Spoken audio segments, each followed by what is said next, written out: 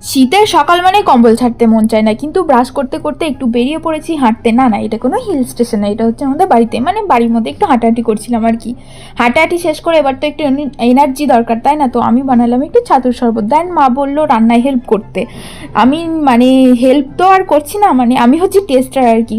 মা মটরশুঁটির ফল ছাড়াতে দিয়েছে, অর্ধেকটা আমার পেটেই চলে গেল। যাই হোক, রান্না করা শেষ। আজ কিন্তু একটা স্পেশাল দিন ছিল। পাড়ায় পৌষ সংক্রান্তির পোষ বানানো হচ্ছিল, মানে পাড়ার ছোটরা বানাচ্ছিল। তো একটু দেখতেই গিয়েছিলাম। দেন বাড়ি এসে স্নান সেরে সোজা ছাদে।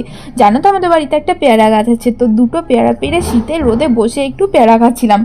তারপরেই আমি এক বিরল দৃশ্য দেখতে পাই। আমার ভাই বসেছিল পড়তে। যাই হোক, নিচে গিয়ে দেখি আমার ঠাম্মাও পোষ বানাচ্ছে। এটা হচ্ছে আমাদের বাড়ির একটা নিয়ম। দেন বিকেল হতে না হতে মা আমাকে আর ভাইকে বসিয়ে দিল মানে পিঠে তৈরি করার জন্য হেল্প করতে। তো আমি আর ভাই একটু পিঠেগুলো পাকিয়ে দিচ্ছিলাম। আর আজকে আমার মা পুরোটা মাটির উনুনে রান্না করবে, আর বেশ কয়েক রকমের পিঠে করেছিল। দেন সন্ধে হতে না হতেই আমি চলে এসেছিলাম সেই পাড়ায় যেখানে পোষ করেছিল ওখানে। আর সবাই মিলে গল্প করতে করতে বেশ সময়টা কেটে গেল। শীতের সন্ধ্যা, সবাই একটু আগুন করেছিল, তো আমিও একটু আগুন পুড়িয়ে নিচ্ছিলাম।